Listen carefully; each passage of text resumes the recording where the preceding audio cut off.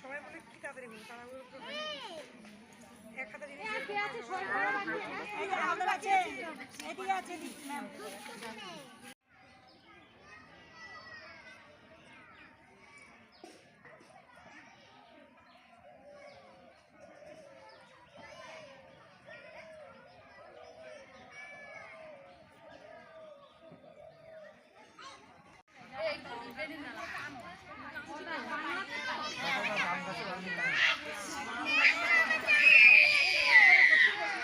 ডাইনাতে ধরলো বেলুনটা বামাতে দেখতে হয়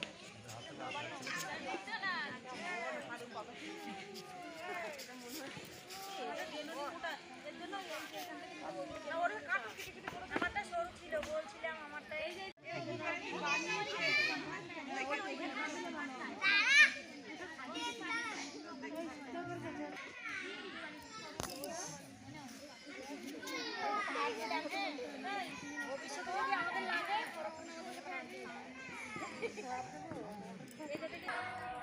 কার্টুন বাচ্চা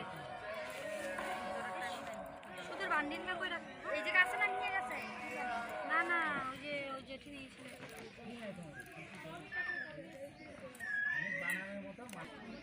এই না ওই জেঠি বের করলো আরে কোথায় আছে একটু কাকে দিয়েছি আমি ওই টেবিলে তো আরেকটা আটা ছিল কে এনেছে আটা এই তো এখানে কে দিল আমাকে আছে তাহলে এটা নিয়ে যাই না এটা আপনি কি তৈরি করছেন? কাপ হ্যাঁ কাপ কাপ। প্রথমে কি করেছেন এটা?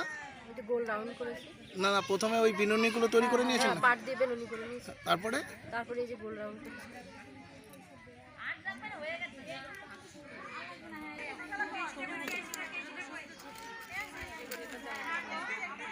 সুই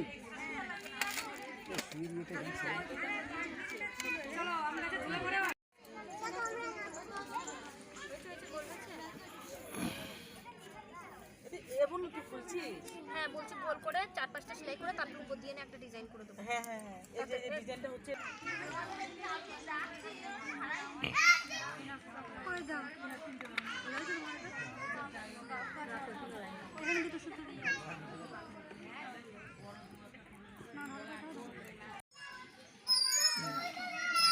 আজকে এখানে আপনাদের কি হচ্ছে? আজকে এখানে পাটের উপরে বিভিন্ন রকম প্রশিক্ষণ হয়েছিল বিগত দিনে, আজকে তার ফাইনাল পরীক্ষা ছিল কিছু। কি হচ্ছে এখানে? এখানে পাটের উপরে ট্রেনিং চলছে। বিগত 8ই নভেম্বর থেকে ট্রেনিংটা শুরু হয়েছিল, আজকে লাস্ট এবং ফাইনাল কিছু সময় আগে পরীক্ষা হয়ে গেছে।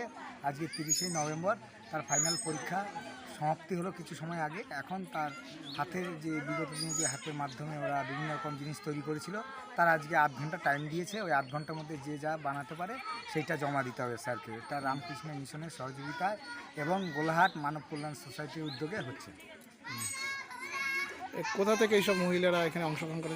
এইসব মহিলা ম্যাক্সিমাম বাড়ি হচ্ছে কুকশিমলা, পূর্বস্থলী 2 নম্বর ব্লক, মুকসিমপাড়া জিপি, আর সাতপোতারও এক দিদি আছে, তেলনিপাড়াও এক দিদি আছে, আর গোলাহাটের 2 জনা ভদ্র মহিলা আছে।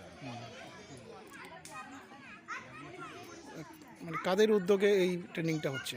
এটা কাদের উদ্যোগে? মানে গোলাহাট মানব কল্যাণ সোসাইটির উদ্যোগে। আপনার নাম?